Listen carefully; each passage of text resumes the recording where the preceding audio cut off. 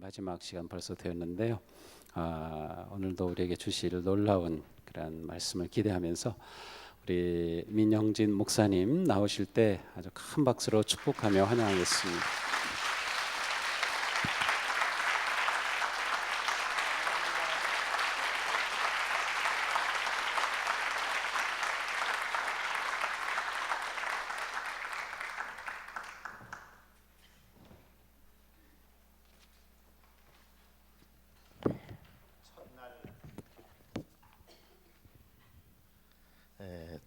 첫날 강의에 앞서서 성경 이야기하면서 우리들이 교회에서 쓰는 용어 때문에 성도의 교제에 금이 가는 그런 경우가 있다는 얘기를 잠깐 말씀을 드렸습니다.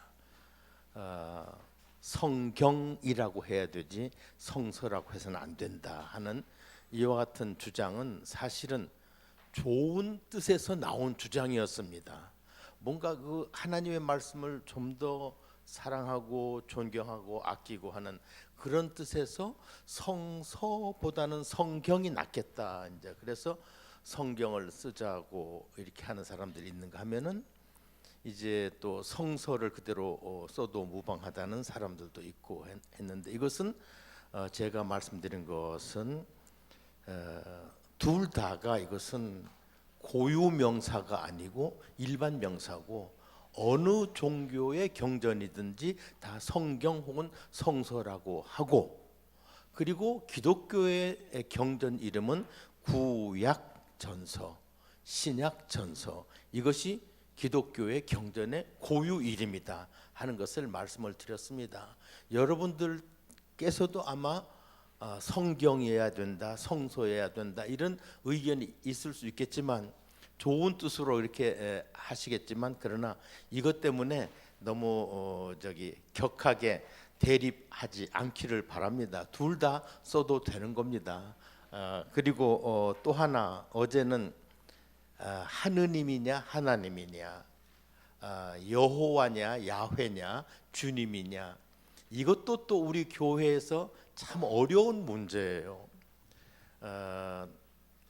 특히 1977년에 공동번역 성서, 카톨릭과 개신교가 함께 번역한 공동번역 성서가 나왔을 때 우리는 개역 성경에서는 하나님으로 써왔는데 공동번역 성서에서는 하느님이라고 했어요. 그러니까 하나님은 기독교의 신의 이름이고 하느님은 일반 종교에서 신의 이름이다, 이렇게 자의적으로 정의를 내려가지고 하나님이라고 해야 되지 하느님이라고 하면 안 된다. 근데 그것도 보면은 상당히 좋은 뜻에서 그렇게 주장을 했는데 피차 상처가 되는 거예요. 뭐냐면은 하느님이든 하나님이든 그것이 국어학적으로는 똑같은 뜻매김을 가지고 있고, 단 한 성경, 한 그 국어 사전이 하나님은 기독교의 신이고 하느님은 우리 민족 고유의 신이다, 이렇게 뜻매김을 해버렸어요. 근데 그것은 틀린 겁니다. 처음 번역된 우리말 번역 성경 1887년 통은 1882년에 누가복음, 이렇게 1880년대 후반에 번역된 1900년대 이전에 번역된 우리말 성경들은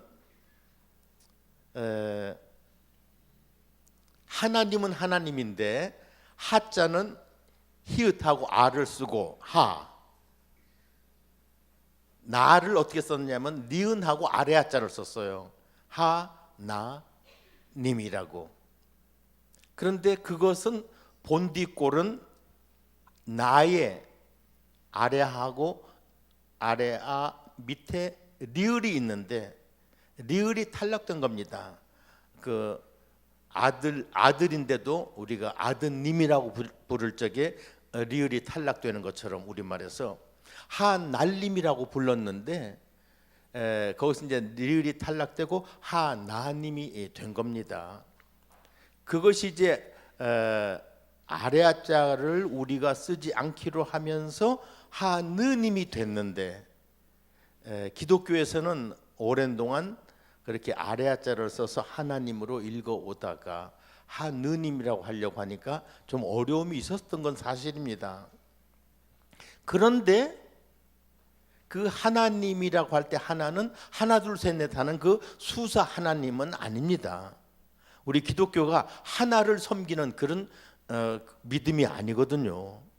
그리고 베드로가 변화산에서 하나는 주님을 위해서, 하나는 모세를 위해서, 하나는 엘리야를 위해서 할 때 그 하나는 할 때에는 하, 히읗 한 다음에 아래아자 하, 그리고 나는 온전하게 그냥 니은하고 아, 그렇게 하나 둘 셋 넷 하는 것은 아래아 하 하나님입니다. 그러니까 우리가 섬기는 그분은 어느 하나라고 하는 그 수사가 아닙니다.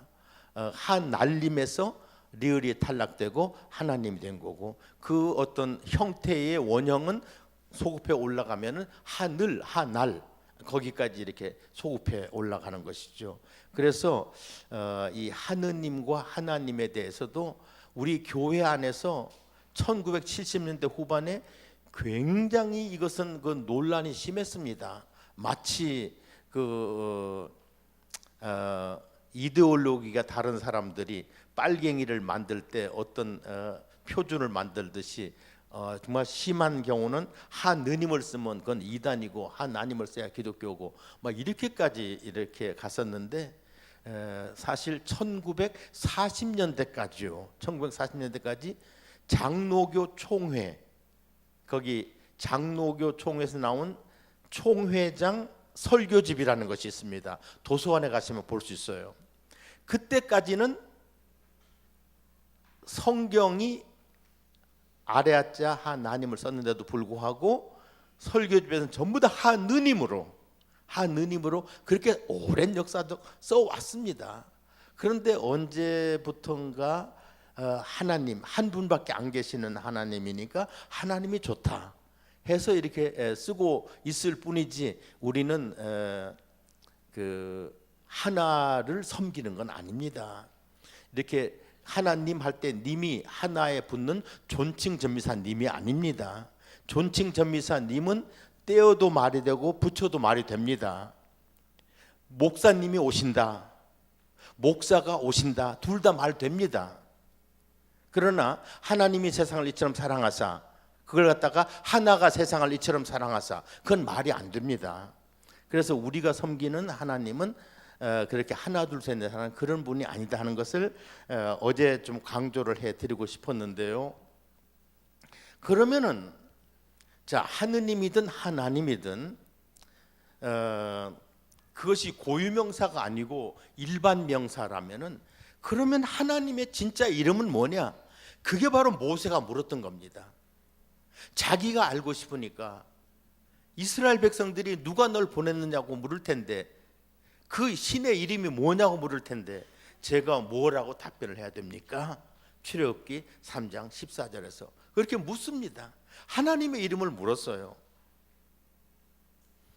지금부터 한 20년 전이라고 생각이 됩니다. 우리나라의 단군교 쪽에서 대한성소공회, 그리고 가톨릭 그 한국 천주교 주교회의, 그리고 한기총, 그리고 기독교 교회 협의회, 이러한 그 단체들을 대상으로 소송을 제기했습니다. 성소공회를 위시해서 이러한 그 성경을 출판하는 혹은 또 교회를 대표하는 기관들은 이제 앞으로는 하나님이든 하느님이든 이것을 사용하지 말 것. 하나님이든 하느님이든 한울림이든 이것은 우리 단군교의 신의 이름인 만큼 이것을 써서는 안 된다. 그런데 기독교가 그때 이제 100년이 이제 막 110년쯤 됐을 무렵이니까, 기독교가 100년 이상 우리나라에 들어와서 100년 이상 이렇게 하나님을 써버렸기 때문에 이제 일반 사회에서 하나님 혹은 하느님 그러면은 기독교의 하느님을 생각하는 것이지 기독교의 신을 생각하지, 일반 국민들도 우리 단군의 어떤 그 단군교의 하나님을 생각하지 않는다. 그래서 우리 민족 전체가 지금 굉장히 마음이 상처를 입었다. 그러니까 당신네들은 여호와를 쓰든 야훼를 쓰든 그걸 쓰고 하느님은 쓰지 말아라 하는 소송을 제기를 했습니다. 그래서 단군교가 원고가 되고 성소공회를 위시한 이 나머지 기관들이 피고가 됐습니다. 그래서 이제 피고 측 대표로는 제가 갔고, 이제 단군교 쪽의 대표가 또 나왔고 해서 법정 공방이 한 1년간 이것이 계속됐었습니다. 그런데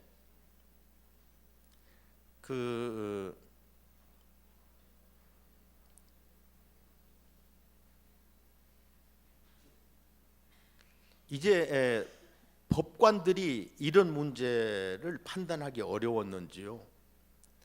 이제 국어 국문학회라든가 또 한글학회라든가 이런 데에다가 하나님이나 하느님이 어느 종교의 고유명사냐 아니면 보통명사냐 하는 것을 그 법관들 판사들이 이제 물었고요.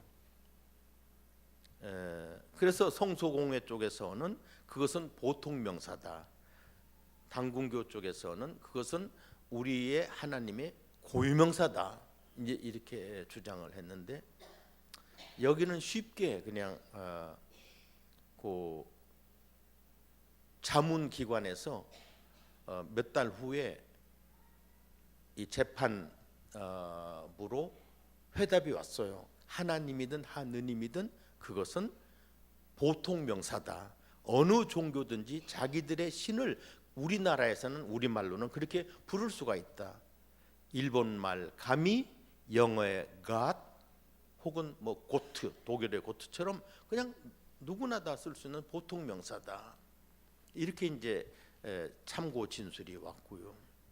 그런데 이제 저쪽 원고 쪽에서는 당신네들이 기독교 쪽에서 이 하나님을 가져가 버렸기 때문에 우리가 입은 정신적 피해가 크기 때문에, 그러나 같은 종교인들로서 뭐 이렇게 그냥 무자비하게 우리가 뭐 하진 않겠지만, 그러나 우리 것을 1세기 동안 쓴 것에 대해서 그 위자료 비슷하게 그냥 1억 원만 우리한테 내라 하는, 이제 그와 같은 소가 들어간 겁니다. 여기 아마 판사나 변호사님들이 계시는지 모르겠지만, 사실 저도 이 성소공회에 와가지고 성소 판권만 가지고 한 몇 차례 재판을 해봤는데요.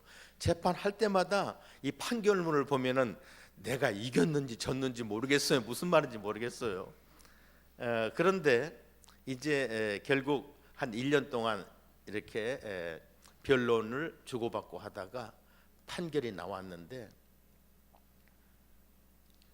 이것은 고유명사가 아니고 보통명사니까 누구나 어느 종교든지 쓸 수 있다. 그래서 저는 이긴 줄 알았어요. 성소공회가, 기독교가 이긴 줄 알았는데, 그러나 성소공회를 포함한 이 5개 기관은 이쪽 단군교 쪽에, 단군교에서 이게 그 주장한 대로 우리 국민들이 입은 그 정신적 피해는 1억 원은 보상을 해야 된다. 이렇게 이제 나온 겁니다. 그래서 제가 이것이 원고가 이긴 건지 피고가 이긴 건지 반반씩 이긴 건지 헷갈렸습니다.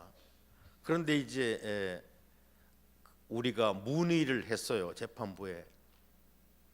어떻게 1억 원을 내느냐 했더니 1억 원을 낼 것이 아니고, 원고가 주장한 대로 우리 민족 전체가 심리적인 어떤 상처를 입어서 1억 원을 내라고 했으니까 앞으로 대한민국 국적을 가진 국민 전체가 성소공회를 향해서 1억 원을 내라는 소송을 하면은 그때 이제 1억 원을 내세요.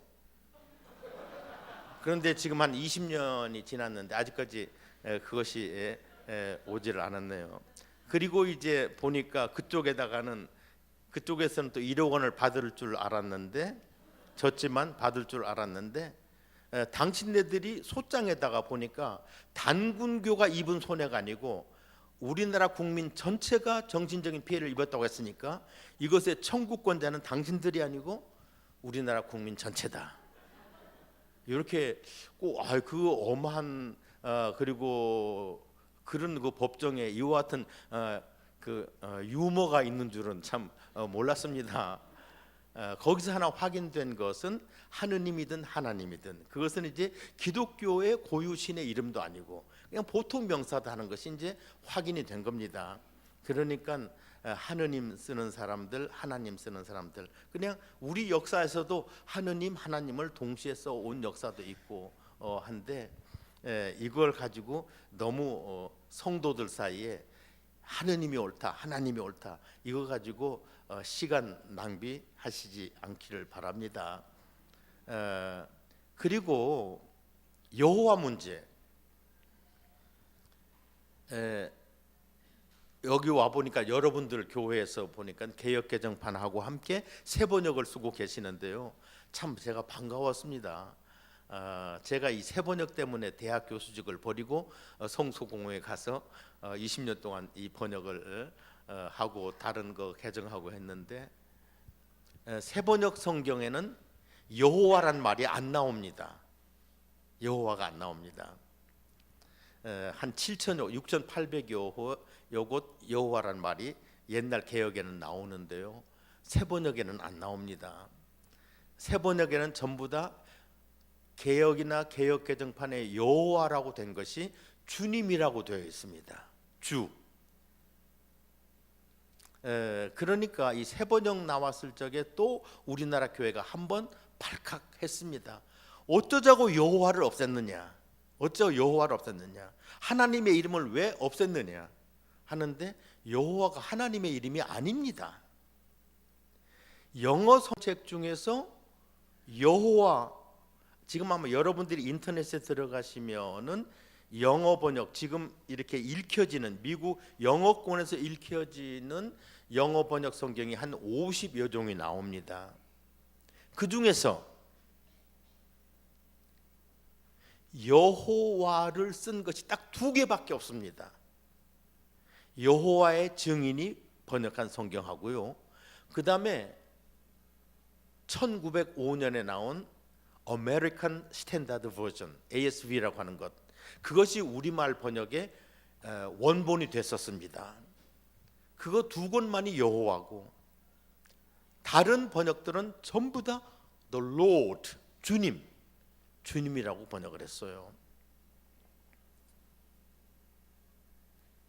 킹 제임스 버전, 영어 번역에 가장 권위 있는 가면 이제 1611년에 나온 킹 제임스 버전인데요. 킹 제임스 버전도 로드라고 했어요. 제호바라고 하질 않았어요. 그런데 서문에 보면은 킹 제임스 버전 서문에 보면 이런 말이 있습니다.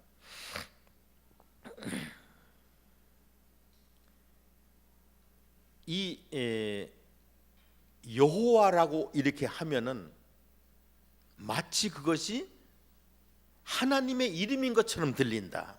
하나님의 이름은 아닌데, 실제는 이름이 아닌데 하나님의 이름인 것처럼 들리고, 그리고 여호와라고 하면은 많은 신들 중에 한 신, 다신론적인 그와 같은 것을 긍정하는 그와 같은 것이 되어버리고 만다.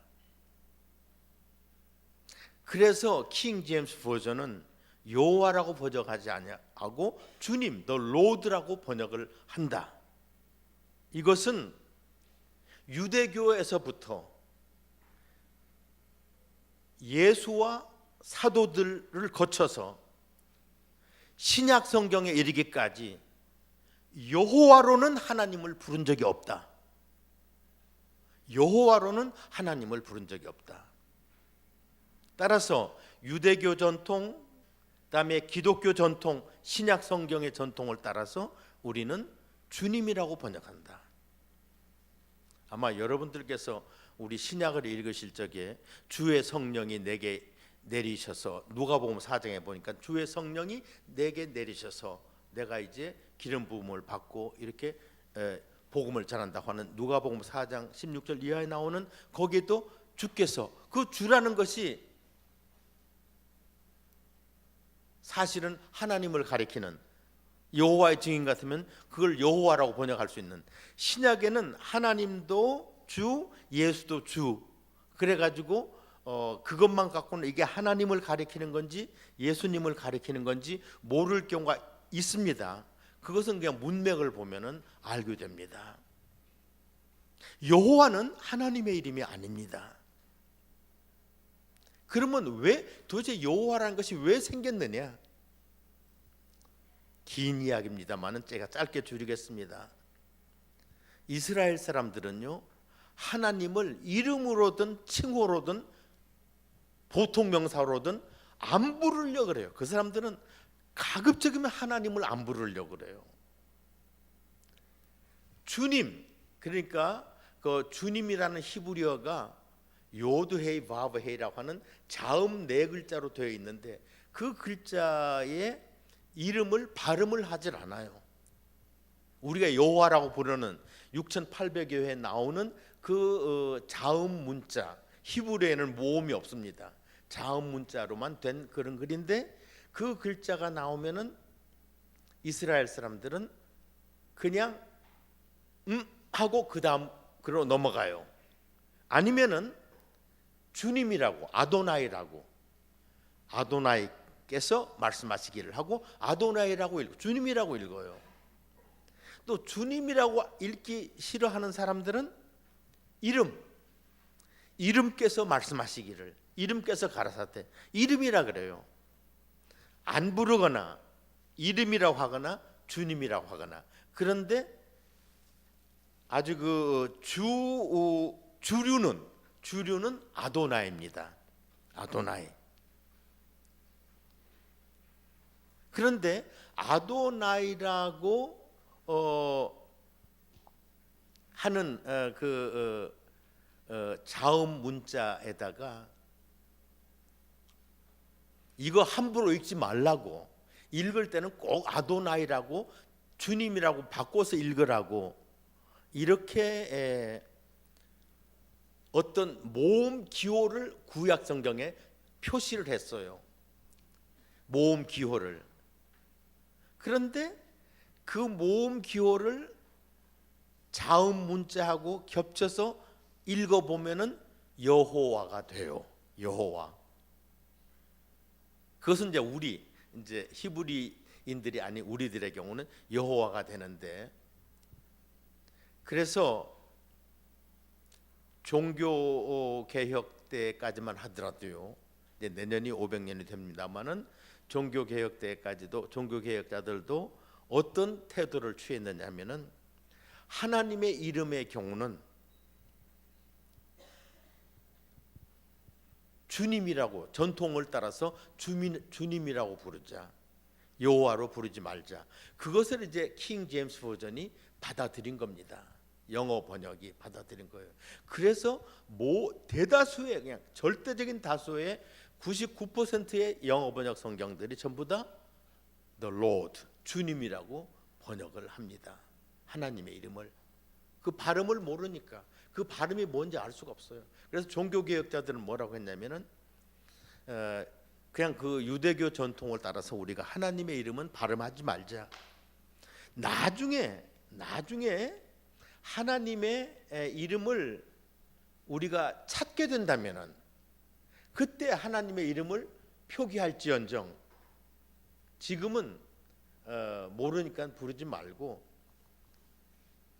그랬는데, 또 일부에서는 그러면 하나님의 이름을 찾아서 부를 수 있을 때까지는 임시로 이 하나님의 이름 자음 문자에다가 아도나이라고 하는 그 나의 주님이라고 하는 그 모음 문자를 이렇게 결합시켜서 여호와로 임시로 여호와로 부르자.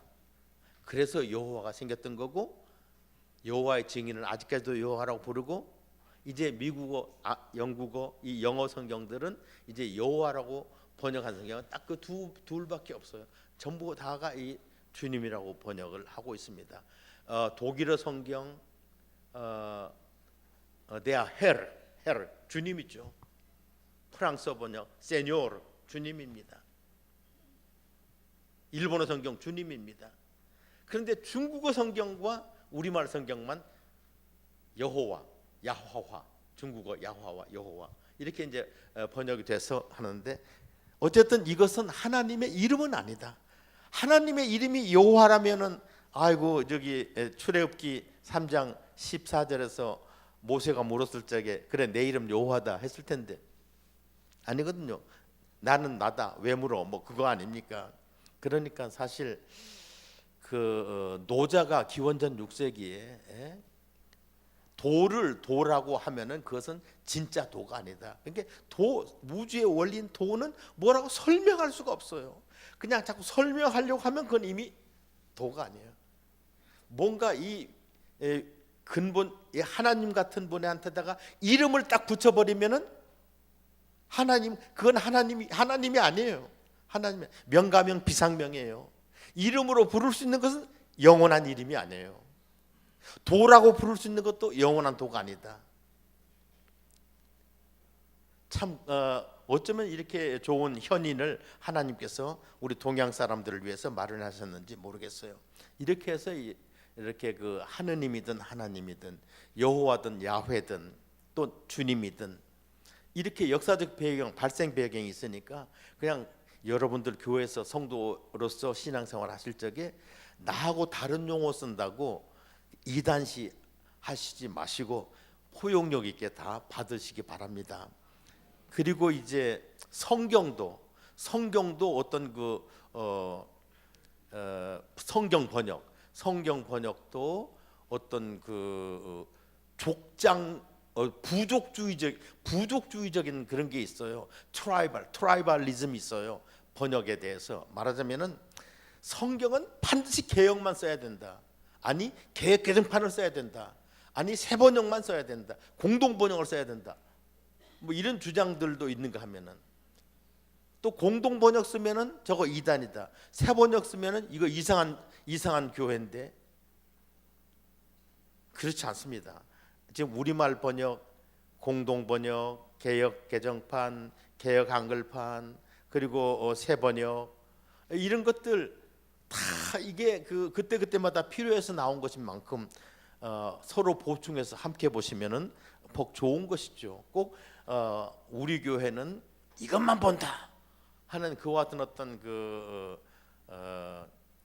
족속주의라고 할까요? 성경 번역 족속주의 이것도 그렇게 환영할 만한 것은 못 된다 하는 점을 말씀을 드리는 거고, 그리고 특히 하나님에 대해서는 어제도 제가 나는 나다라고 하는 그 시를 제가 읽어 드렸고요. 그리고 부활 마을 예수 사람들은 제가 여러분들 그냥 읽어보세요 그랬는데 우리 전체 주제가 부활 마을 예수 사람들이니까 제가 한번 낭독을 해보겠습니다.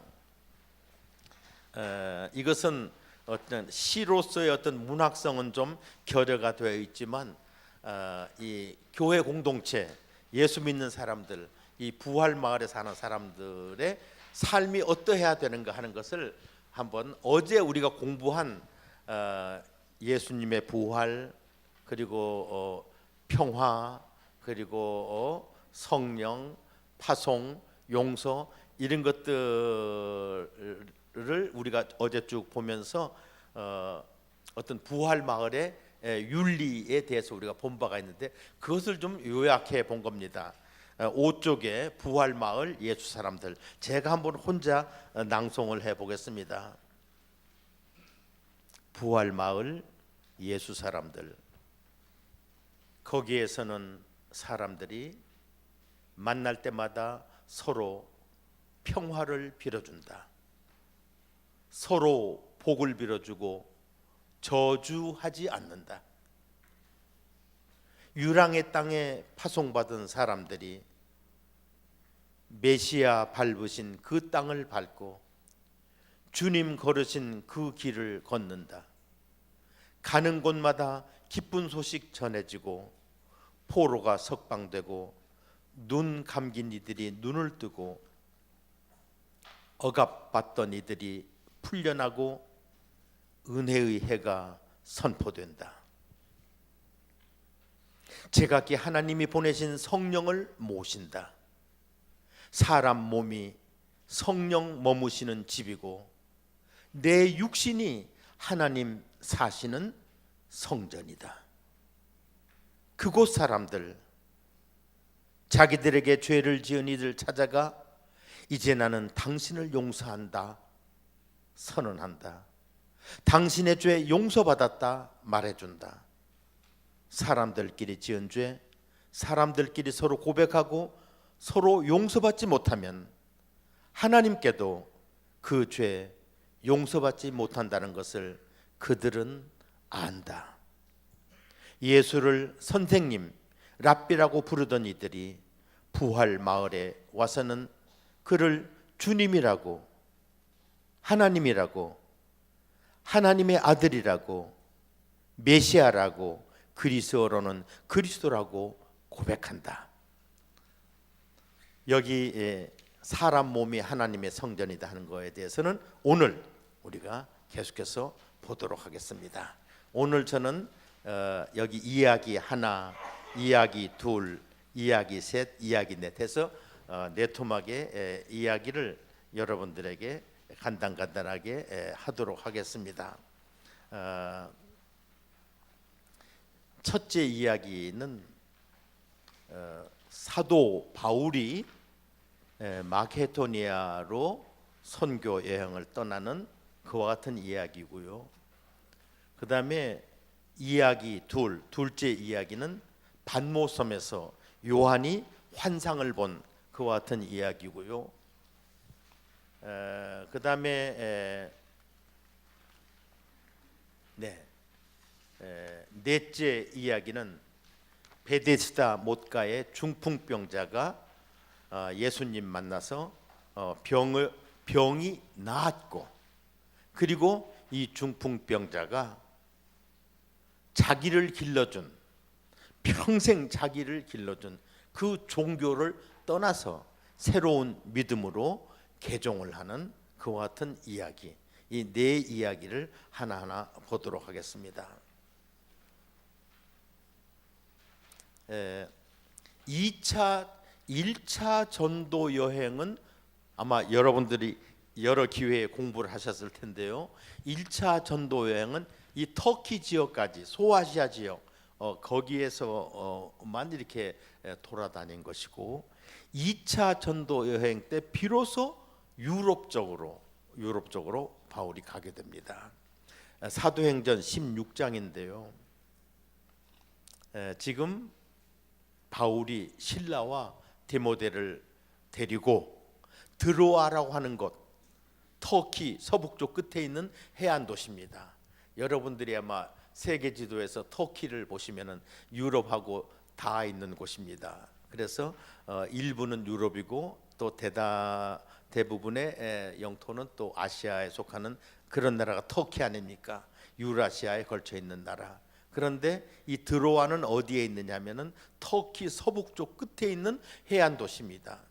서쪽으로는 에게해, 북쪽으로는 흑해가 있고 그런 해안 도시입니다. 2차 선교 여행에서 바울이 처음으로 아시아에서 이제 유럽으로 가는 관문이 바로 이 드로아가 됩니다. 자, 드로아에서 밤을 보내는데 거기에서 환상을 봅니다. 마케도니아 사람이 와서 나타나서 마케도니아로 와서 우리를 좀 도와주세요. 9절 간청을 합니다. 여기 마케도니아, 신약 성경에 나오는 사도행전에 언급된 마케도니아는 지금의 마케도니아하고는 지금 마케도니아 공화국하고는 좀 구별되는, 부분적으로 땅이 겹치는 데도 있지만 조금 구별되는 곳입니다. 바울 당시 그리스에 속한 로마의 식민지였는데요, 이 마케도니아가. 그런데 이 마케도니아가 지금은 독립된 그런 나라가 되어 있습니다. 1993년에 유엔에 가입했어요. 1993년에 유엔에 가입할 적에 그리스가, 바로 그 밑에 있는 그리스 나라가 조건부로 찬성을 했어요. 우리 지역에도 마케도니아가 있다. 그러니까 우리 쪽에 속한 그 마케도니아하고 이름이 같은 나라가 있어서는 안 된다. 그러니까 지금 마케도니아는 한때 유고슬라비아가 다스리던 그 지역이니까 구 유고슬라비아 마케도니아 공화국이라고, 구 유고슬라비아 마케도니아 공화국이라고 하는 이런 이름으로 유엔에 가입하면은 우리 찬성하겠다. 그래서 그런 이름으로 유엔에 가입했어요. 그래서 그 그리스에 있는 마케도니아와 또 지금 마케도니아 공화국의 마케도니아가 일부는 겹치고 일부는 안 겹칩니다. 어쨌든 이 마케도니아로 지금 바울이 이제 가겠다고 해서 떠나서 마케도니아로 가가지고 해상으로 이제 가가지고 빌립보라고 하는 마을에서 머물게 됩니다. 빌립보도 아마 여러분들이 이 빌립보도 이 기도에서 보시면은요, 그 빌립보는 이 사도행전에 보면은 바울 당시 12절에 보니까 마케도니아 지방에서 으뜸가는 도시였다. 마케도니아 지방에서 으뜸가는 로마의 식민 도시였다고 이렇게 기록이 되어 있습니다. 12절에, 사도행전 16장 12절에. 자, 거기서 이제 머물다가 다음 날이 이제 안식일이 됐어요. 유대인의 그 절기 안식, 그 성일 안식일이 되었습니다. 금요일 해지는 시각부터 토요일 해질 때까지가 안식일입니다. 여기 13절에 보니까요, 안식일에 우리가 기도할 곳이 있을까 하여 문 밖 강가에 나가 거기 앉아서 모인 여자들에게 말하는데, 이 개역과 개역 개정판이 이렇게 되어 있습니다. 이것만 보신다면은, 자, 안식일이 되었어요. 아마 금요일 오후 좀 된 겁니다.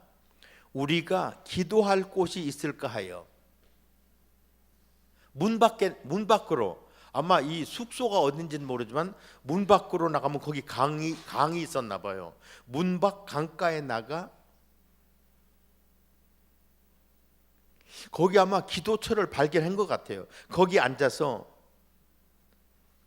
거기 모인 여자들에게 자기가 말을 했다. 바울이 말을 했다. 그런데 혹시 세번역을 가지신 분들이 계시다면 세번역을 보시면은 16, 여기 자료에도 소개를 해드렸습니다마는 안식일에 성문 밖, 그렇게 그냥 문 밖이 아닙니다. 호텔 문 밖으로 나가서 간 것이 아니고 빌립보 성문 밖으로 나간 겁니다. 성문 밖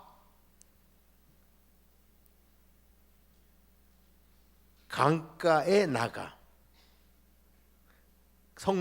성밖 강가로 나가서 유대 사람이 기도하는 처소가 있음직한 곳을 찾아갔다. 왜냐하면 여기도 이 유럽, 거기도 이제 그 흩어진 유대인들이 있는 겁니다. 디아스포라들이 있으니까 그 디아스포라 유대인들이 아마 여기도 유대인들이 흩어져 있으니까 아마 회당 아니면 기도처가 있을 거다. 회당은 그 유대인들이 많은 그 같은 곳에는 회당이 서 있고, 유대인들이 별로 좀 적으면은 기도처가 서 있기 마련입니다. 그런데 기도처든 회당이든 반드시 위치가 어디에 있느냐 하면은요, 강가여야 합니다. 강가. 왜냐하면은 유대교에서 중요한 의식 중에 하나가 침례 의식이었어요. 이방 사람들이 유대교로 입교를 하려면은 세례가 아니고 물에 퐁당 잠기는 침례 의식을 행했습니다. 그래서 침례 의식을 행하기 위해서 강가 쪽을 많이 택했습니다. 기도처나 이 회당이.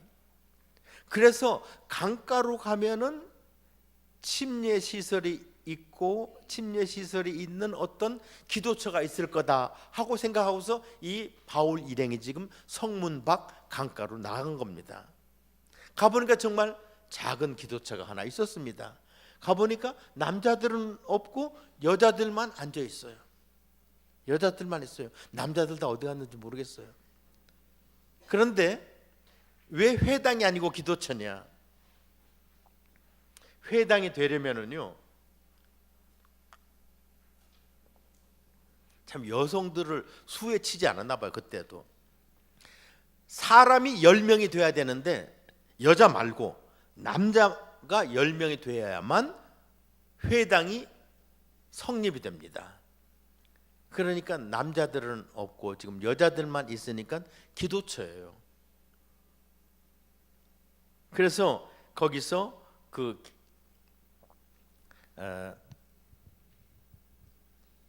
거기 같이 앉아가지고 거기 모인 여자들에게 지금 바울 일행이 말을 했는데, 바울이 아마 대표적으로 설교를 한 것이 아닌가 싶습니다. 여기 여러분들의 자료에 제가 무엇을 드렸느냐면은 유대인으로서 기독교인 된 사람들, 주이시 크리스찬들이 있는데요.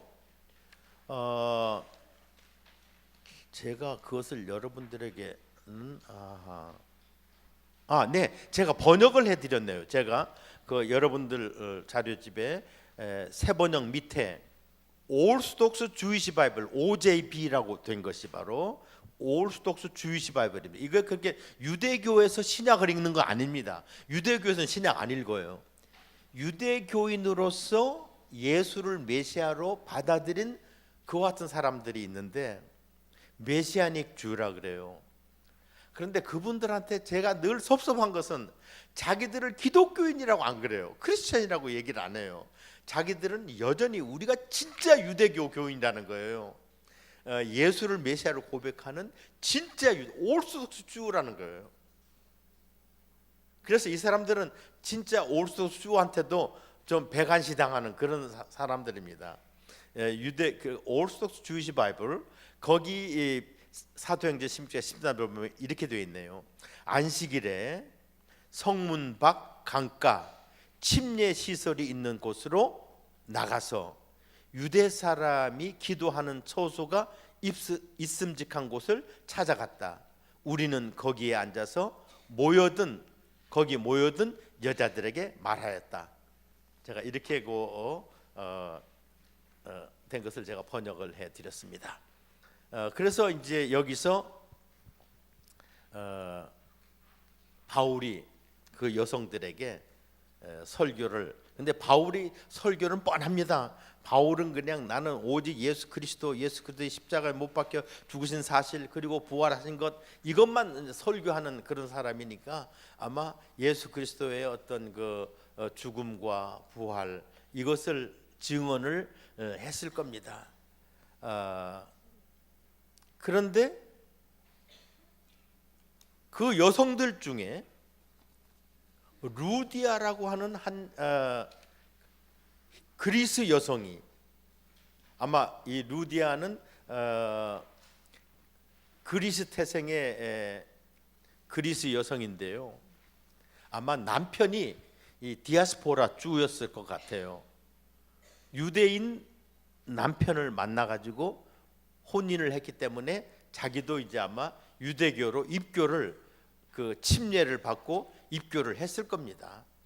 그런데 이제 사도행전에 쭉 보면은 이 루디아는 단순한 한 가정 주부가 아니고 큰 포목상을, 그것도 굉장히 비싼 옷감을 거래하는 그와 같은 업을 하고 있는 사람이고, 그리고 한 가문을 다스리는 사람이고, 사도행전 전체에서 이 루디아의 경우는 남편의 이름은 한 번도 언급이 안 됩니다.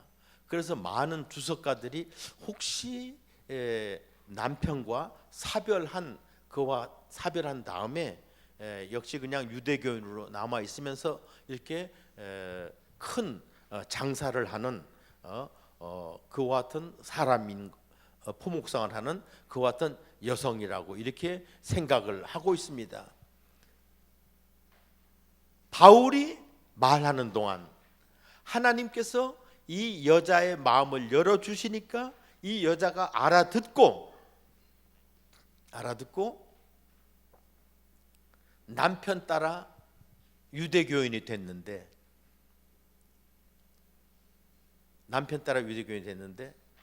그때 다시 당신네 교를 믿겠다고, 부활하신 그리스도를 믿겠다고 거기서 침례를 받고, 자기만이 아니고 자기 온 가문, 온 가족들 전부 다 와서 침례를 받게 하고 기독교인이 됩니다.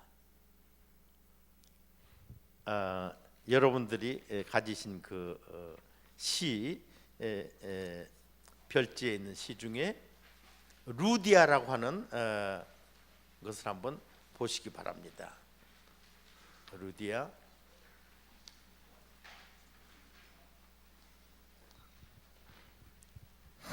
7쪽입니다. 루디아, 별을 보고 찾아와서 아기에게 경배한 이들이 있다. 예수를 맨 먼저 메시아로 고백한 동방의 점성가들이다.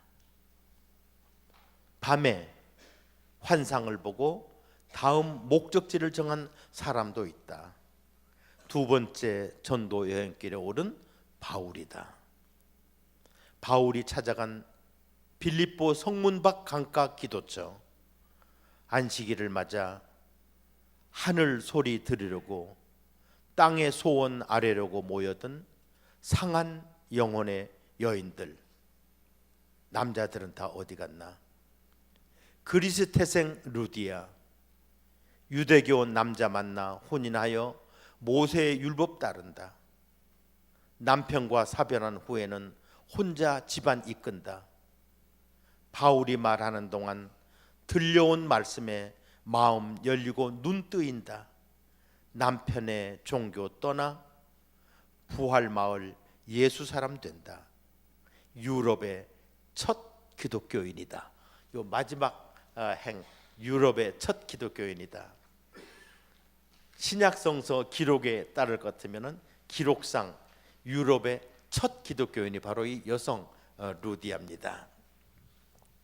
그 다음에 두 번째 이야기, 이것은 요한이 반모섬에서 환상을 보는 겁니다. 새 예루살렘이 하늘에서 내려오는데, 여러분들이 어베인저스라고 하는 영화를 보셨나 모르겠네요. 혹은 주피터 어센딩이라고 하는 영화를 보셨는지 모르겠네요. 이러한 영화들을 보면은 뉴욕시만한 거대한 도시가 이 공중에 떠 있습니다. 근데 그것이 무너져 내리고 하는 그런 장면이 어벤져스, 우리 서울에도 일부 서울에서 촬영한 거기 때문에 서울의 모습도 나오지만, 그런데 요한이 보니까 거대한 도시가 하늘에서 서서히 내려오는 거예요. 그리고 지금 요한이 높은 산에 지금 올라가 있는데요, 요한의 눈높이에서 그 거대한 도시가 탁 멈춥니다. 공중에 떠 있습니다. 새 예루살렘입니다. 어린 양의 신부로 단장한 새 예루살렘이 이렇게 곱게 단장을 하고 내려온 겁니다. 요한이 성전을 먼저 찾습니다. 예루살렘 성전이 어디 있지? 성전을 찾습니다. 그런데 아무리 찾아도 성전이 안 보여요. 요한계시록 21장 22절 보니까 왜 성전을 볼 수 없었는가? 전능하신 주 하나님과 어린 양이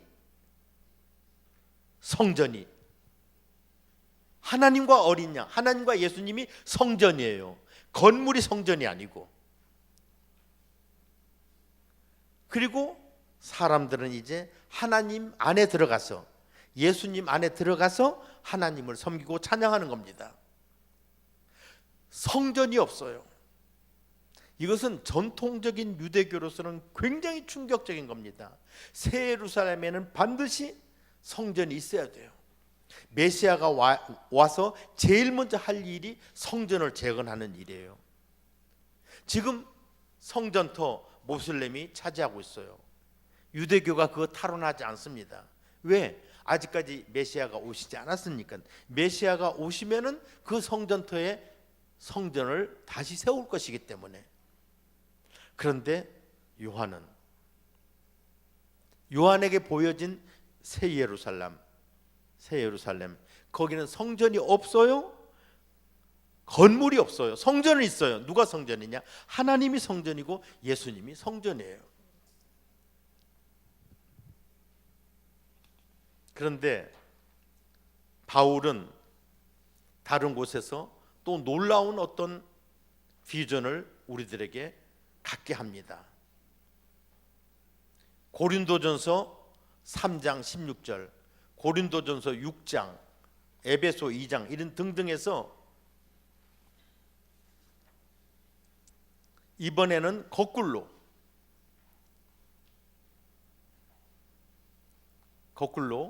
사람이 하나님의 성전이다 하는 것이 나옵니다. 고린도전서 3장 16절 보면은 바울이 고린도 교회에 편지하면서 성도 여러분, 여러분이 하나님의 성전입니다. 16절이죠. 여러분이 하나님의 성전입니다. 하나님의 성령이 여러분 안에 거하신다는 것을 여러분 알지 못하십니까? 17절, 누구든지 하나님의 성전을 파괴하면, 여러분의 몸을 파괴하면 하나님께서도 그 사람을 멸하실 것입니다. 하나님의 성전은 거룩합니다. 여러분의 몸은 거룩합니다. 여러분은 하나님의 성전입니다. 고린도전서 3장 16절 17절입니다. 또 고린도전서 6장 19절에서 3장에서는 여러분 그랬는데 19절에서는 더 구체적으로 여러분의 몸은, 여러분의 몸, 이 육체, 여러분의 몸은 여러분 안에 계신 성령의 성전이라는 것을 알지 못합니까? 여러분은 성령을 하나님으로부터 받아서 육체 안에 모시고 있습니다. 여러분 안에 모시고 있다. 그렇기 때문에 여러분은 여러분 자신의 것이 아니다. 20절, 성도 여러분은 하나님께서 값을 치르고 사들인 사람들인데, 그러니까 여러분의 몸으로 하나님을 영화롭게 하세요. 여러분의 몸이 하나님의 성전이니까. 그 다음에 에베소서 2장 18절 이하는 뭡니까?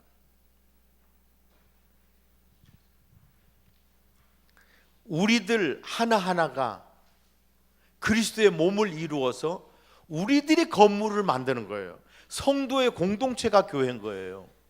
이 건물이 교회가 아니고 마을 사람들이, 부활 마을 예수 사람들이 교회인 거예요. 성전인 거예요. 그래서 여기 주님 안에서 여러분들이 성전으로 성장하는 거다. 22절, 그리스도 안에서 여러분도 함께 성전으로 세워져서 하나님의 성령으로 거하시는 처소가 된다. 부활 마을 교회. 그런데 참 안타까운 것은 이렇게 성전 종교가, 기독교가 생겨나면서부터 성전 종교는 종언을 고했는데, 이상하게 우리나라에서는 교회가 자기의 정체성을 어디다가 두느냐면 성전이라 그래요. 성전. 교회 건축이 아니에요. 성전 건축이에요. 이것은 신학적으로 틀린 겁니다. 제가 성경, 성소 이거 같이 써도 된다, 하느님, 하나님 둘 다 같이 써도 된다 하지만 성전, 교회 그건 아닙니다. 이건 절대로 아닙니다. 성전, 건물 속의 성전은 없어진 거예요. 그런데 왜 건물을 성전이라 그래요? 기독교에는 성전이 설 자리가 없습니다. 그냥 우리끼리 공동체를 이루는 것이 성전으로 성장해 가는 겁니다. 그래서 오늘 시 중에서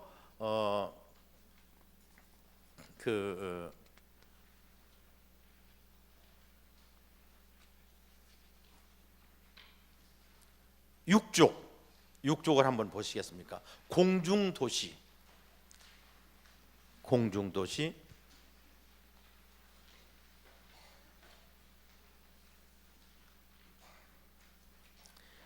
공중도시. 하늘에서 새 예루살렘이 내려온다.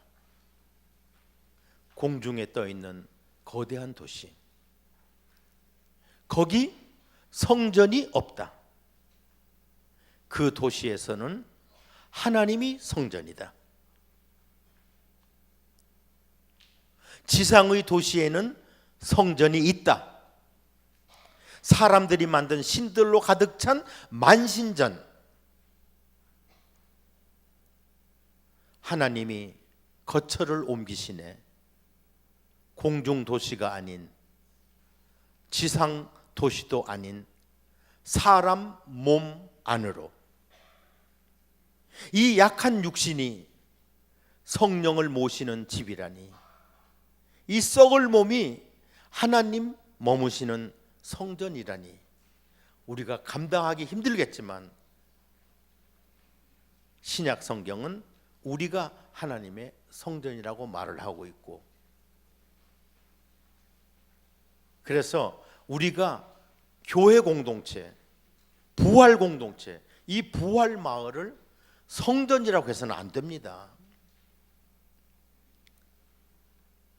세 번째 이야기는 이제 우리 주님께서 당신의 제자들과 작별하시는 장면입니다.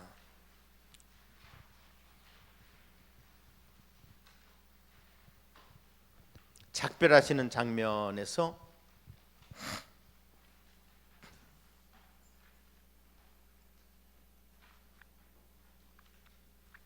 (23절) 요한복음 14장 23절에서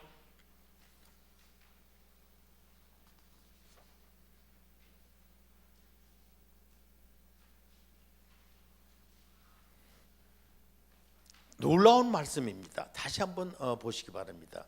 여기 지금 23절, 예수께서 대답하여 이르시되, 지금 유다라는 제자, 유다라는 이름이 12제자 중에 두 사람이 있어요. 가룟 유다하고 그 다음에 가룟 유다가 아닌 다른 유다, 이렇게 이 다른 유다가 이제 다른 유다에게 예수께서 대답을 하시는 겁니다. 말씀하시되, 사람이 나를 사랑하면 내 말을 지키리니, 이렇게 예수께서 하신 말씀을 사람이 지키면 내 아버지께서 그를 사랑할 것이요. 이제 아버지하고 나, 우리가, 아버지와 나, 우리가 그 사람에게 가서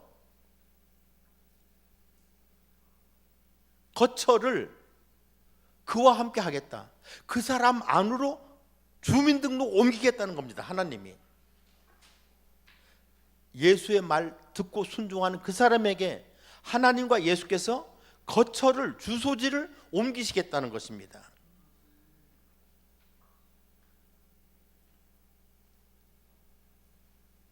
그래서 그 사람은 하나님을 모신 사람, 예수 그리스도를 모신 사람이 된다는 그와 같은 얘기 아닙니까?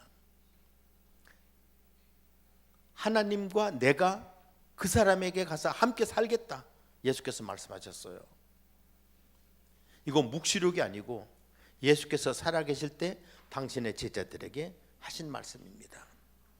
그 다음에 여기 25절, 요한복음 14장 25절 보면은 이제 주님께서 승천하시고 나신 다음에는 주님께서 하나님 아버지께 여쭈어 가지고 보혜사 성령님을 사람에게 보내주시고, 이제 사람들은, 예수님의 제자들은 보혜사 성령의 뜻을 따라서 살게 될 거다 하는 것입니다. 내가 너희와 함께 있는 동안에 나는 이 말을 너에게 말하였다. 그러나 보혜사, 곧 아버지께서 내 이름으로 보내실 성령께서 너희에게 모든 것을 오시면 가르쳐 줄 거다. 선생님이죠. 또 내가 너희에게 말한 모든 것을 생각나게 하실 것이다. 보혜사에게 물어라, 이겁니다. 그 다음에 예수께서는 14장 27절에서 세상에 남아있는 제자들에게 근심하지 말고 두려워하지 말라고 격려하십니다. 왜? 여기 27절 개역은 평안을 너에게 끼치노니, 세번역은 나는 평화를 너에게 남겨준다.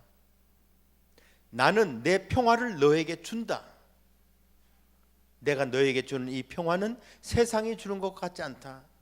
너희는 마음에 근심하지 말고 두려워하지 말아라. 자, 예수께서 부활 이후 첫 번째로 당신의 제자들에게 나타나셨을 때도 제일 먼저 평화를 빌어주셨어요.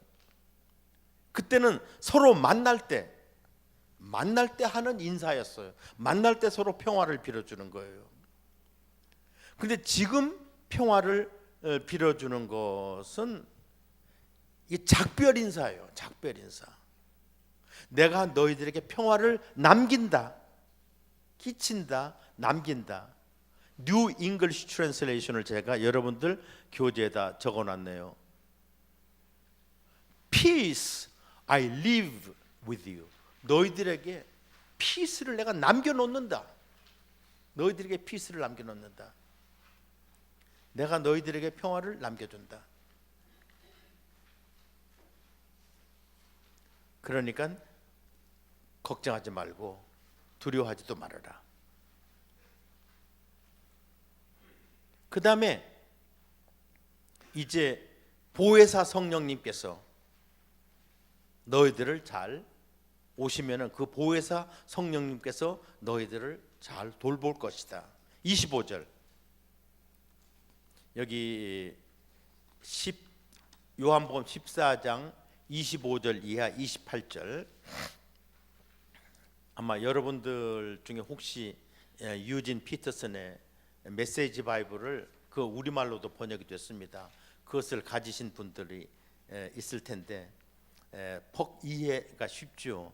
제가 한번 유진 피터슨의 메시지 바이블에서 여기 요한복음, 지금 우리가 읽고 있는 이 요한복음 14장 25절부터 28절이 어떻게 번역되어 있는가 해서 여러분들에게 제가 거기다가 써 드렸습니다. 그리고 혹시 영어로도 확인하고 싶은 분들을 위해서 그 밑에 각 주에다가 영어 본문을 써놨습니다.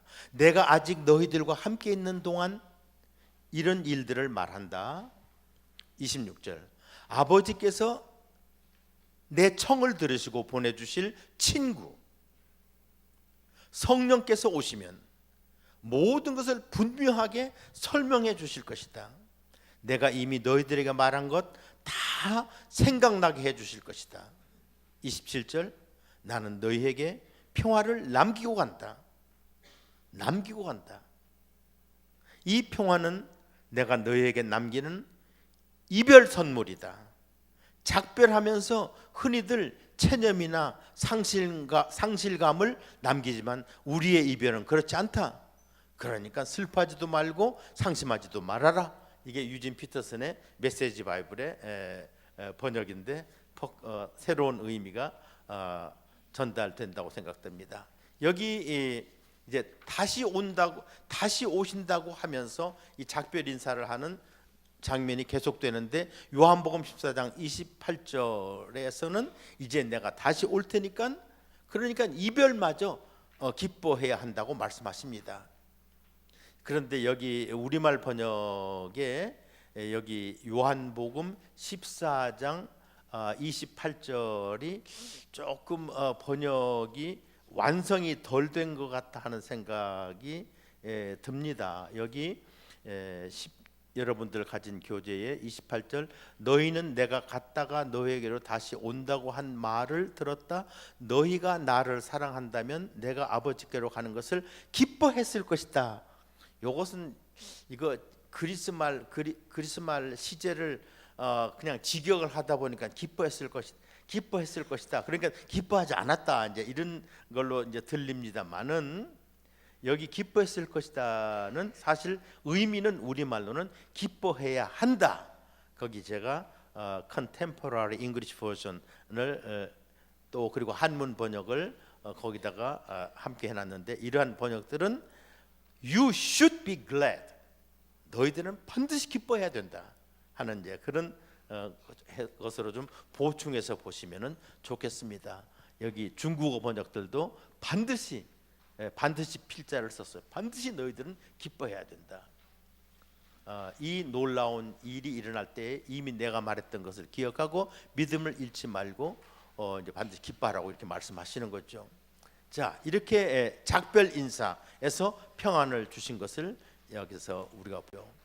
그 다음에 마지막 이야기, 베데스다 목가의 중풍병자가 예수님을 따르는 그 이야기를 마지막으로 보도록 하겠습니다.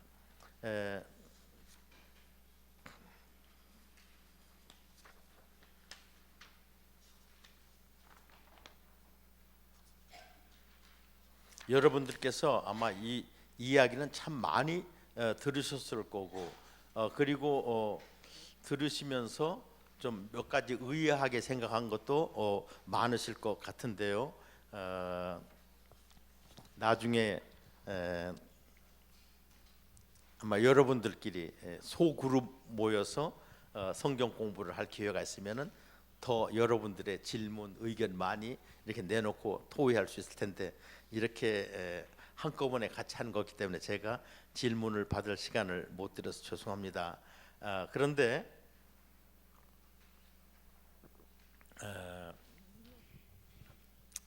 이 마지막 이야기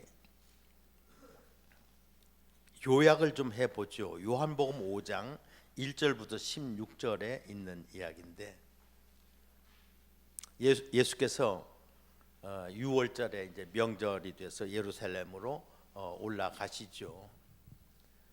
그런데 베데스다 연못에 베데스다라고 하는 연못이 있었는데 거기에 많은 환자들, 곧 눈먼 사람들, 걷지 못하는 사람들, 그리고 중풍병을 앓고 있는 사람들, 이런 이들이 거기에 누워 있었어요. 여기 주랑이 기둥이 5개였다. 그러니까 여기 지금 기둥이 하나, 둘, 셋, 4개네요. 아마 여러분들의 이 방보다 더 긴 아마 보통 주랑들이 이렇게 있는데 상당히 그 넓은 곳이죠. 거기에 이와 같은 병을 앓는 환자들이 거기에 누워 있었습니다. 거기 우리말 성경에 보면은 괄호가 쳐 있어요. 그들은 물이 움직이기를 기다리고 있었다. 주님의 천사가 때때로 못에 내려와 물을 휘저 놓는데 물이 움직인 뒤에 맨 먼저 들어가는 사람은 무슨 병에 걸렸든지 나았기 때문이다. 그래서 물이 움직이면은 거기에 제일 먼저 들어가서 이 병을 고치려고 많은 환자들이 베데스다 연못가에 누워 있었다는 얘기입니다. 그런데 거기 5절에 보니까 38년 동안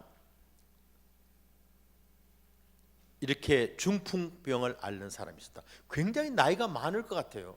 중풍병이 어린이들이 걸리는 것이 아니니까 아마 바로 나자마자 중풍병이 걸렸다 그래도 38살이고 아마 이제 어느 정도 한 중년쯤에 가서 중풍병에 걸렸다면 아마 한 60대나 70대까지 될 수 있는 그 같은 사람이죠. 예수께서 누워 있는 사람을 보시고서 이미 오랜 세월을 그렇게 거기서 보내고 있는 것을 아시고서는 예수께서 물으셨어요. 낫고 싶으냐고 물으셨어요. 그러니까 병자가 대답합니다. 물이 움직일 때 나를 들어서 못에다가 넣어주는 사람이 없어서 내가 내 발로 한번 가보려고 해보면 남들이 나보다 먼저 가서 나는 늘 기회를 놓치고 만다고. 그러니까 8절 예수께서 말씀하셨어요. 여기 이렇게 누워있지 마세요. 그냥 일어나서 이 자리다 걷어가지고 가세요. 여기 떠나세요.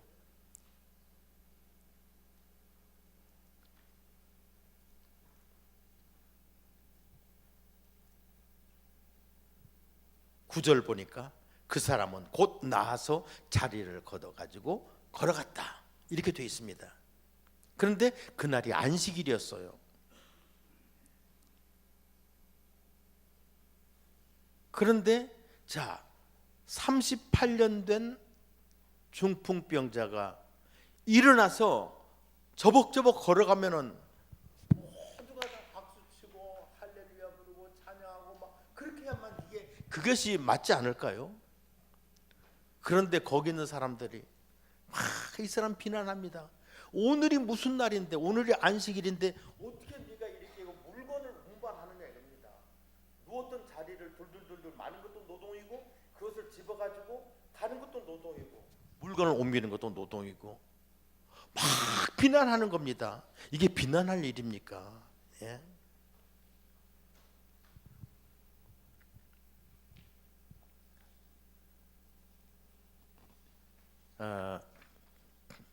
제가 한번 상상을 해봤어요. 지금까지는 우리가 성경 본문을 읽은 거지만 예수께서 아마 낫고 싶으냐 이것은 우리말 번역인데 이 존댓말이 없는 그와 같은 그 그리스말, 히브리말, 영어는 존댓말이 없으니까 괜찮은데 지금 30대의 청년 예수께서 한 자기보다 한 배나 나이가 더 들었을 이 환자 앞에서 너 낫고 싶냐 이렇게 묻지는 않았을 거고 그냥 어르신 낫고 싶으시죠 이렇게 물어봤겠죠. 그러니까 아마 이 환자가 처음에는 굉장히 불쾌했을 것 같아요. 아니 지금 나으려고 여기 와서 지금 이렇게 누워 있는데 날더러 낫고 싶으냐니 말이죠. 얼마나 화가 났을 것 같은 생각도 들고 그건 또 이제 그 사람 생각이고 저는 저대로 이 당시의 유대교 이 타락한 유대교에 대해서 정말 화가 나요. 아니 누가 제사장이 와가지고 번호표라도 좀 주든가 하면은 얼마나 좋아요. 예? 아니 이 사람들이 어떻게 거기 뛰어들어갑니까? 예? 그리고 번호표를 주더라도 그 정말 참 그건 잔인한 건데, 그냥 물이 움직이면 모든 사람들이 다 들어가 가지고 다 씻고 나와서 다 나와야죠. 왜 한 사람만, 왜 구원을 경쟁을 시켜요? 이건 말 안 됩니다. 이것은 이런 종교 떠나야 됩니다. 이거 종교 아닙니다. 사실 이건 타락한 종교입니다. 정말 이거 볼 때마다 저는 화가 나는 거예요. 그래서 저는 이런 생각 해봅니다. 낫고 싶으냐고 물었을 때 이 순간적으로 이 환자는 아마 화가 났을 거예요. 그러나 생각해 보니까 정말 내가 내 병을 고치고 싶은가를 생각해 봤을 거예요. 도저히 자기는 거기에 물에 뛰어들어가지 못하잖아요. 예? 38년 중에 언제부터 거기 와 있었는지는 모르지만 거기 못 뛰어들어갔잖아요. 그러니까 달리도 할 일은 없고 그냥 죽치고 거기 누워 있는 겁니다. 달리도 다른 방도가 없으니까 앉아 있는 겁니다. 난 유대교가 그러질 말고 번호표를 주든가 아니면은 정말 몽땅 다 일시에 다 들어가도록 이렇게 좀 어떤 그런 똑같이 들어가도록 하든가 이런 걸 좀 만들어 줬어야지. 이걸 가지고 정말 그 사람들의 마음을 얼마나 더 아프게 했겠는가 하는 그런 생각이 들 때가 있어요. 그런데 생각해 보니까 자기가 낫고 싶어서 거기 누워 있는 게 아니거든요. 보니까 할 수 없이 누워 있는 거예요. 그런데 예수께서 가시면서 뭐라 그랬어요? 어르신, 여기 있지 마세요. 여기 있지 마세요. 여기 떠나세요. 여기 떠나세요. 비로소 도대체 자기한테 그렇게 말해주는 사람은 이때까지 없었어요. 그 뒷모습을 바라보고 있어요. 여기 떠나세요. 그런데 이제 누워 있었겠죠. 그때 누워 있다가 그냥 이게 서는 거예요. 언젠가 모르게, 자기도 모르게. 그리고 자기도 모르게 자리를 막 말아가지고서 거기를 걸어가고 있는 거예요. 벌써. 그때 그 주변에 있는 많은 환자들이 정말 하나님 찬양하고 할렐루야 부르고 그 사람 격려해주고 박수 쳐줘야 될 텐데, 아니 우리 유대교의 율법을 어겼다고 거기서 그 사람을 규탄하니까 이게 말이 됩니까? 이게 말이 됩니까? 그래서 제가 이런 그 사람의 심정을 가지고 이런 글 한번 써봤습니다. 여러분들의 교재, 이것은 교재에 이 시가 있습니다. 마지막 페이지에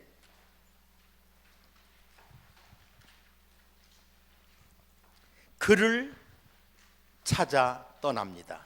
그를 찾아 떠납니다.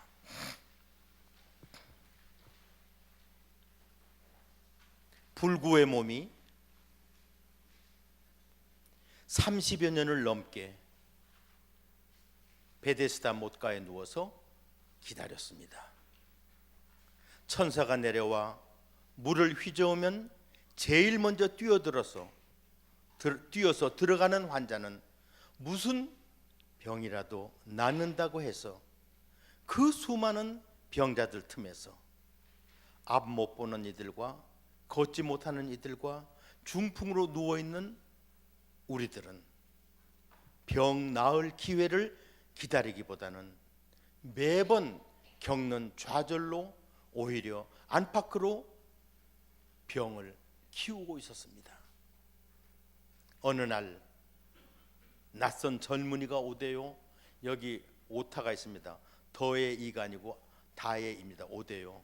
어느 날 낯선 젊은이가 오대요. 38년이나 병상에 누워있는 날 지그시 내려다보더니 낫고 싶으냐고 묻는 겁니다. 뭐 이런 인간이 다 있나 싶었어요. 글쎄 날 보고 낫고 싶으냐고 묻다니요. 그런데 그때 그를 만나면서 깨달았어요.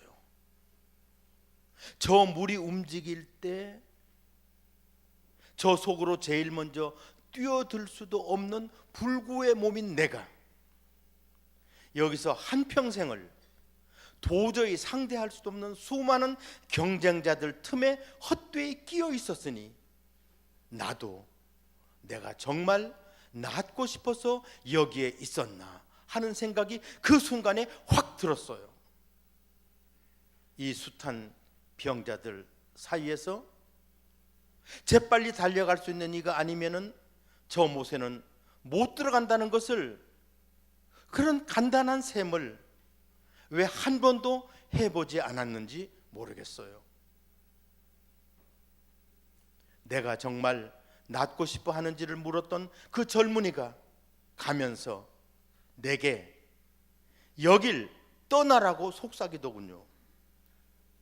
정말 여기 이렇게 죽치고 누워있는 것이 아니다 싶은 생각이 그때 퍼뜩 들었어요. 그 순간 나도 모르게 벌떡 일어나 앉았어요. 그 청년이 사라져간 쪽을 바라보는데 어느 누구의 부축도 없이 내가 이렇게 멀쩡하게 서 있는 겁니다. 아니, 자리를 둘둘둘 말아 거두어 들고 내가 지금 걷기까지 하는 겁니다. 이젠 사람 구실 하나 싶었어요.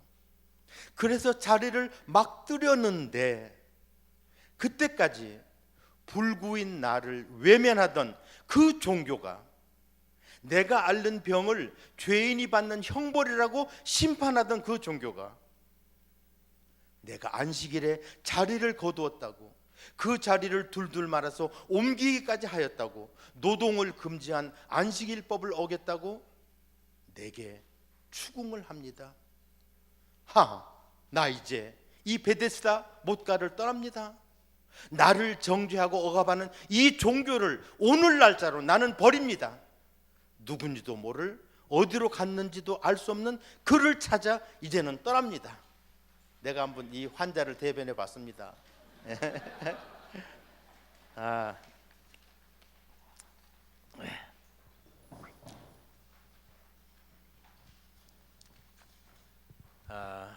아마 이 고침받은 환자는 이거 유대교 안 되겠다. 사실 저는 지금은 유대교라는 종교 자체를 말하는 것이 아니고 그 당시에 이렇게 그 기능을 하지 못하던 구원을 경쟁시키던 이렇게 미신이 되어버린 그러한 유대교를 제가 지금 말씀드리는 겁니다. 이 환자는 아마 유대교를 떠났을 겁니다. 그리고 자기를 고쳐준 그 주님을 찾아 헤맸을 겁니다. 그러다가 예루살렘 성전에 예수께서 계시다는 말을 듣고 그리로 달려갔습니다. 거기서 환자는 주님을 만났습니다.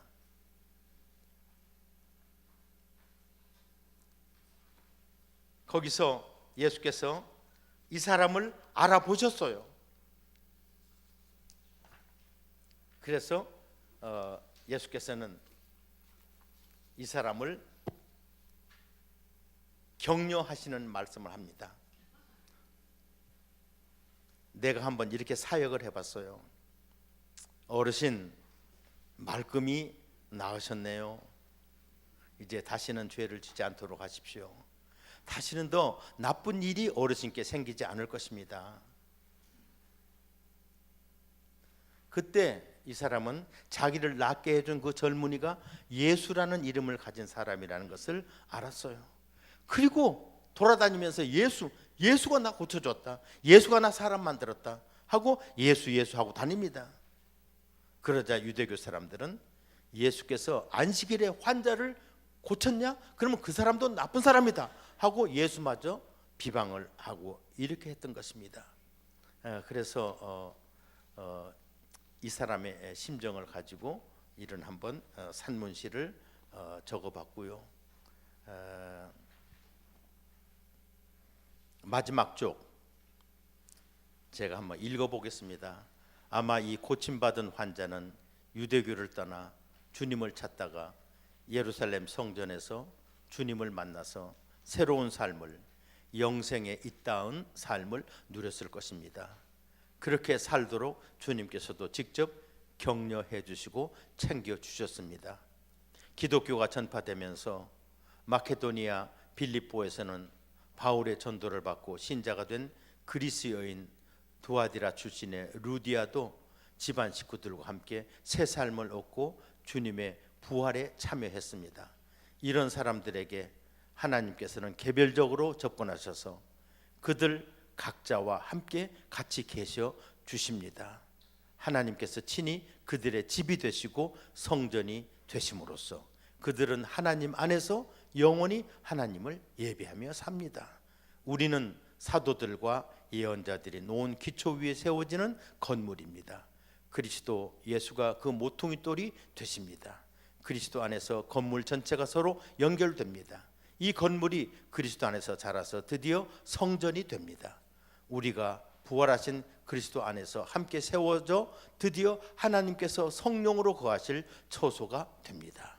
그리스도를 주춧돌로 하여 함께 성전을 세워가는 예수의 사람들입니다. 부활 마을에서 하나님과 더불어 함께 사는 예수 사람들의 모임이 바로 여러분들이 지금 섬기시는 교회입니다. 기독교는 부활과 영생을 믿습니다. 오늘의 본문 말씀에서 우리 모두가 새로운 환상과 새로운 확신을 얻어서 부활의 기쁨을 발견할 수 있기를 바랍니다.